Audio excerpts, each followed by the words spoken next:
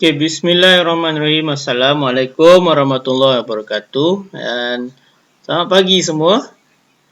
Okey, jadi untuk PDPR TMK hari ini, kita akan masuk ke bab ataupun topik yang kedua, iaitu mengenai algoritma, pseudocode dan carta alih. Untuk sesiapa yang ada buku teks bersama dengan awak sekarang ni, awak boleh buka buku teks pada permulaan bab ataupun topik yang kedua. Okey. Kita boleh gunakan buku teks sambil mengikuti pembelajaran PDPR ni bersama-sama. Okey. Jadi sebelum kita mulakan kelas, okey, cikgu nak perkenalkan apa standard kandungan dan standard pembelajaran untuk kelas hari ini. Seterusnya, kita akan lihat apa objektif dan kriteria kejayaan. Okey, jadi tanpa membuang masa lagi, kita teruskan dengan kelas TMK kita untuk hari ini. Okey, macam dah cakap tadi, tajuk hari ini ialah mengenai algoritma, pseudocode dan carta alih. Okey, kita akan tengok apa maksud algoritma, pseudocode dan carta alih ni terlebih dahulu. Dia ada sedikit sebanyak berkait rapat macam kita dah belajar sebelum ni mengenai tu cara komputer dan sebagainya. Okey, kita tengok yang pertama, iaitu definisi algoritma. Okey, algoritma ialah satu urutan langkah-langkah. Okey, satu urutan langkah-langkah maksudnya satu langkah yang berterusan lah. Okey, satu urutan langkah-langkah untuk menyelesaikan sesuatu masalah atau melaksanakan sesuatu tugasan. Okey, algoritma mestilah boleh difahami. Apa maksud dia boleh difahami itu? Dia adalah menggunakan ayat yang ringkas, tepat dan padat. Berbeza macam kita belajar sebelum ni dalam bab 1 di mana ayat dia agak panjang kan. Kalau kita nak terangkan mengenai langkah-langkah untuk atur cara tu. Okey, tapi kali ni untuk algoritma, ayat dia mestilah ayat yang ringkas, tepat dan padat. Okey, kita akan tengok contoh penulisan algoritma, tapi sebab dalam buku teks kalau awak tengok dia bagi contoh algoritma menggunakan sistem awak nak naik kenderaan awam. Okey, daripada awak nak beli tiket sampailah awak naik kenderaan tu dan sampai ke destinasi. Okey, untuk orang yang tak pernah naik kenderaan awam ataupun tempah kenderaan awam sendiri, mungkin tak berapa nak dapat bayangkan. Okey, jadi cikgu ubah sikit penerangan untuk contoh algoritma dalam kelas ni, tapi maksudnya masih lagi sama. Okey, kita tengok contoh dia. Okey, tentang algoritma. Berikut merupakan resepi untuk sandwich tuna. Bahan-bahan: 1 tin isi ikan tuna, 4 keping roti, sedikit hirisan timun, bawang dan salad, serta mayonis secukupnya. Tadi cakap algoritma. Ini dah macam nak buat rancangan memasak aja ni. Ada kaitan dia. Tunggu. Kita tengok pada cara memasak. Langkah pertama, letak isi tuna, bawang dan mayonis ke dalam mangkuk dan gaul sebati. Potong roti mengikut bentuk segitiga dan bahagikan kepada 2 bahagian. Letak sayur salad di atas roti bahagian pertama. Letak bahan yang digaul tadi ke atas daun salad dan tutup salad tersebut dengan roti bahagian kedua. Macam mana algoritma dengan cara memasak ni nak berkaitan? Ini kaitan dia. Sebenarnya Resepi tersebut merupakan algoritma yang mengandungi senarai bahan-bahan masakan dan langkah-langkah untuk menghasilkan sandwich tuna. Okey, nak bagi awak faham, algoritma ni sebenarnya kalau dia adalah langkah-langkah. Macam yang contoh kita tengok tadi, ada langkah-langkah daripada awak dah kumpul segala ramuan ataupun bahan nak buat sandwich tadi. Okey, langkah pertama nak buat apa? Ambil dia punya tuna lah, campur dengan bawang semua. Kemudian langkah kedua apa? Potong roti dan letak salad sampailah awak dah dapat satu sandwich. Okey. Kan tadi kita dah tengok pada definisi algoritma, dia adalah satu apa? Satu susunan aturan, okey, satu urutan langkah-langkah untuk awak selesaikan sesuatu masalah atau melaksanakan sesuatu tugasan, kan? Jadi apa tugasan dia dekat sini? Tugasan dia adalah untuk menghasilkan sandwich tuna tadi. Jadi apa urutan langkah-langkah dia? Yang kita dah tengok tadilah dia punya cara-cara tu, daripada nombor 1 sampai nombor 5 awak nak buat apa. Jadi secara tak langsung, cara memasak adalah sejenis algoritma juga. Jadi awak jangan nak fikir kalau algoritma ni je mesti benda-benda yang kaitan dengan TMK. Okey, tak. Okey, dia apa jua cara-cara untuk buat sesuatu ataupun untuk selesaikan satu masalah, itu kita boleh namakan dia sebagai algoritma juga. Okey. Algoritma tadi ataupun resepi tadi juga boleh ditulis dalam bentuk pseudocode dan carta alih. Dah banyak boleh ubah-ubah dia punya bentuk. Tadi kita tengok dalam bentuk algoritma. Sekarang kita tengok dalam bentuk pseudocode dulu. Tapi apa maksud pseudocode? Kita akan tengok dia punya definisi pseudocode. Pseudocode ialah satu set pernyataan yang menyerupai bahasa atau cara komputer. Pernyataan-pernyataan dalam pseudocode mestilah sepadan dengan arahan-arahan dalam atau cara yang akan dihasilkan. Okey. Jadi, apa maksudnya di sini? Pseudocode adalah satu set pernyataan yang sepadan, sama, okey, dengan arahan-arahan dalam atau cara ni apa dia? Yang algoritma tadi itulah. Okey.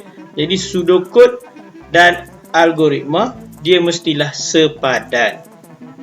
Tak boleh nak ada perkataan yang beza, tak boleh nak ada arahan yang tiba-tiba tak sama. Okey, jadi kalau awak nak tulis pseudocode, dia kalau dalam latihan ataupun soalan peperiksaan, biasanya kalau dia minta awak tuliskan sendiri, dia akan bagi salah satu dulu. Dia akan bagi sama ada bagi algoritma dan minta awak tulis pseudocode, ataupun dia bagi pseudocode, dia minta awak hasilkan apa dia punya algoritma.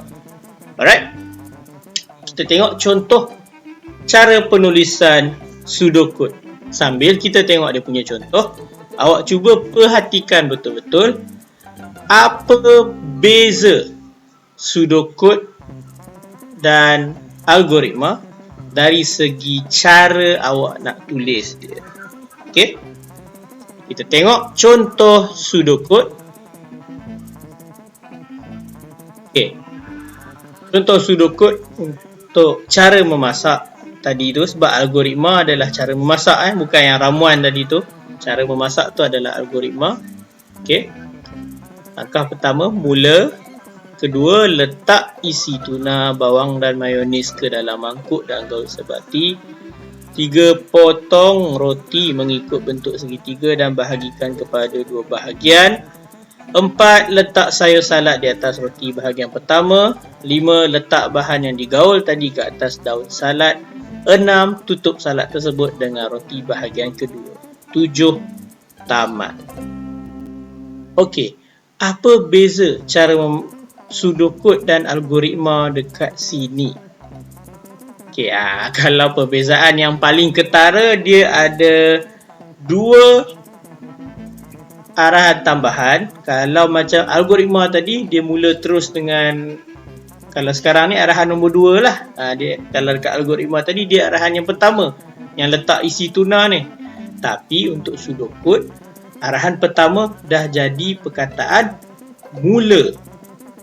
Dan arahan terakhir kalau dekat algoritma tadi adalah tutup salat tersebut, ni arahan tu. Sekarang arahan terakhir dah bertukar tamat. Okey, tu perbezaan yang paling kita boleh nampak. Teruslah paling jelas. Okey, kita tengok dengan teliti apa beza pseudocode dan algoritma. Okey, ini yang kita dah cakap tadi. Pseudocode mempunyai ciri-ciri yang menyerupai algoritma. Cuma ia mempunyai langkah mula dan tamat. Kalau macam kita mula belajar bab 1 dulu, awak terus tulis apa langkah pertama dia kan, tanpa kita guna hidupkan alat elektronik ini terlebih dahulu. Okey, mulakan butang on terlebih dahulu ke apa. Tak ada, kita tak mula langkah dengan ayat tu dulu kan. Kita terus buat apa benda pertama barang elektronik tu kena buat, kalau ingat balik. Okey, tapi dia yang kita buat dalam bab 1 tu sebenarnya adalah algoritma. Okey, jadi kita akan tengok pula untuk pseudocode, awak akan tambah langkah mula dan langkah tamat. Itu perbezaan dia yang pertama. Perbezaan dia yang kedua, huruf besar dan kata kerja perlu digunakan untuk menulis perkataan pertama dalam baris pseudocode. Seperti contoh, baca, tulis dan cetak. Okey, kita tengok balik yang pseudocode tadi. Okey, tengok. Setiap perkataan pertama, dia kena semua huruf besar. Dan perkataan pertama tu mestilah kata kerja. Contoh macam ni lah, letak. Letak kan kata kerja. Potong, tutup.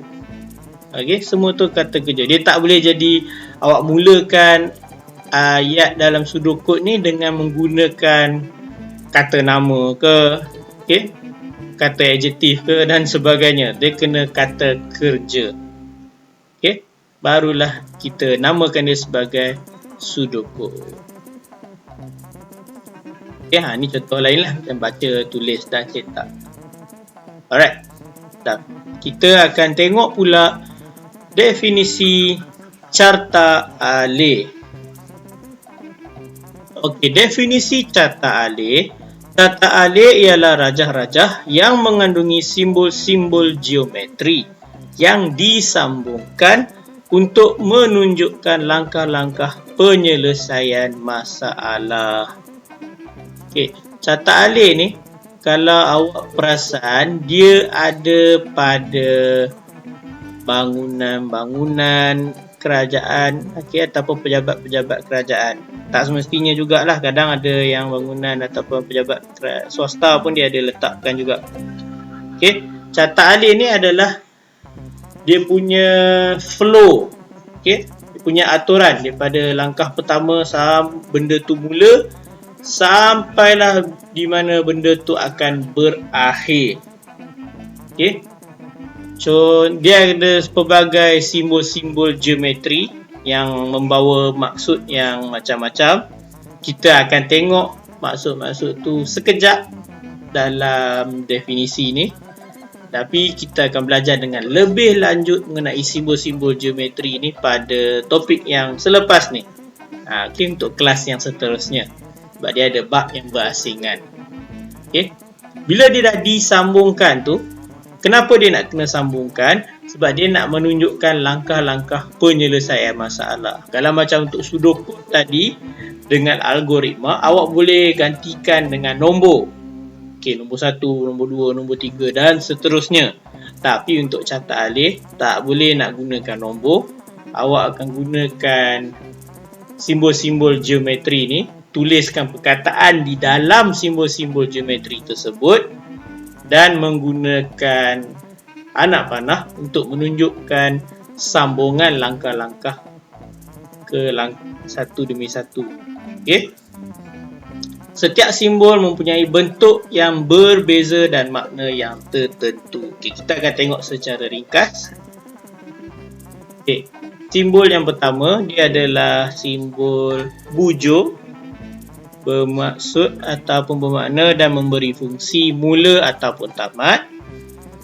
Bentuk segi empat sama, membawa maksud proses. Bentuk diamond ataupun berlian, membawa makna pilihan. Anak panah untuk menunjukkan aliran sambungan antara satu langkah demi satu langkah. Bentuk bulatan menunjukkan penyambung. Dan bentuk parallelogram bermaksud input ataupun output. Okay, penerangan lebih lanjut kita akan sambung pada kelas seterusnya. Kita tengok contoh penulisan catak alih berdasarkan resepi yang kita gunakan sebagai contoh tadi daripada awal. Okay, ini contoh penulisan catak alih. Dia kena bermula dengan objek ataupun simbol geometri yang berbentuk bujur. Okay, contohnya yang macam ni lah. Okay, mula ni dia punya kotak dia bujur sikit dan tamat pun bentuk bujur. Okay, buat dulu dia punya bentuk, kemudian awak tuliskan perkataan tu di dalam dia. Kemudian anak panah untuk awak tunjukkan langkah seterusnya. Sebab tu anak panah tu dia berturutan sebab menunjukkan sambungan antara langkah demi langkah demi langkah. Okey. Sama juga, langkah pertama letak isi tuna, langkah kedua potong roti, langkah tiga letak sayur, langkah empat letak bahan, langkah lima tutup salad. Dan okey. Beza dia apa dengan pseudocode tadi? Okey, persamaan dia adalah kedua-duanya pseudocode dan catak alih ada mula dan tamat. Okey, itu persamaan. Perbezaan, kalau catak alih awak nak kena tulis ayat ni dalam bentuk-bentuk yang tertentu lah. Kalau untuk pseudocode tak perlu lukis untuk bentuk ni, cuma kena nomborkan sahaja untuk awak nampak sambungan langkah demi langkah tu. Okey. Perbezaan yang kedua, kalau untuk tulis catak alih, awak tengok dekat perkataan pertama, dia tidak lagi awak kena letakkan perkataan tu semua huruf besar. Okay. Tapi masih lagi perkataan yang berbentuk kata kerja. Okay, untuk catak alih ni tengok, letak, potong, semua tutup tu, masih lagi kata kerja. Cuma awak tak payah tulis dia dalam bentuk semua huruf besar. Okay. Alright, itu beza antara catak alih dengan pseudocode. Okay, rumusan untuk topik hari ini, kita tengok balik definisi-definisi ketiga-tiga benda yang kita dah belajar. Okay, yang pertama, algoritma ialah satu urutan langkah-langkah untuk menyelesaikan sesuatu masalah atau melaksanakan sesuatu tugasan. Kedua, pseudocode ialah satu set pernyataan yang menyerupai bahasa atau cara komputer. Dan yang ketiga, carta alih ialah rajah-rajah yang mengandungi simbol-simbol geometri yang disambungkan untuk menunjukkan langkah-langkah penyelesaian masalah. Okey, kenapa definisi ni ada bagi perkataan yang ada gelap sikit, macam ada hitam sikit dia punya perkataan tu. Sebab apa? Ini adalah keyword ataupun perkataan yang penting untuk awak ingat. Kalau algoritma, mana yang hitam tu, tu perkataan-perkataan penting dia. Pseudocode, apa perkataan-perkataan penting dia. Kenapa? Sebab selalunya dalam soalan dia akan tanya mengenai definisi ataupun maksud. Apa itu algoritma? Apa itu pseudocode? Apa itu catak alih? Kalau awak dapat soalan ni dalam bentuk objektif, okay, yang ABC punya, mungkin awak boleh cubalah nak teka mana satu maksud dia ke apa kan. Kalau lah soalan macam ni naik dalam bentuk struktur, awak dah terkial-kial nak menulis apa maksudnya. Jadi kalau boleh cuba untuk hafal definisi-definisi algoritma, pseudocode dan carta alih ni. Okey. Kenapa tiga-tiga ni saling berkait rapat? Sebab dia saling berkaitan. Algoritma akan berkaitan dengan pseudocode. Daripada pseudocode akan berkait dengan carta alih. Dan sebaliknya. Daripada carta alih, awak boleh dapat dia punya pseudocode. Dan daripada pseudocode, awak boleh dapat algoritma untuk sesuatu perkara juga. Okey? Itu saja untuk kelas hari ini. Latihan dah bagi dalam bentuk Google Form. Boleh semak awak punya WhatsApp kelas tu. Okay, sila tekan dia punya link dan jawab latihan-latihan yang diberikan. Okey. Untuk bab ni, kalau dalam buku teks awak boleh buat bacaan sendiri untuk di dalam buku teks. Dia bagi contoh menggunakan untuk tempahan menaiki kenderaan awam bagi yang dah pernah naik. Kalau ada kawan yang tak pernah naik dan dia tak berapa faham cara-cara dia, awak boleh tolong terangkan kepada kawan awak. Okey? Jadi saya rasa setakat itu saja untuk kelas hari ini. Terima kasih kerana menonton dan saya harap semua dapat buat dan menjalani PDPR TMK dengan baik. Okey, sekian. Assalamualaikum warahmatullahi wabarakatuh. Bye.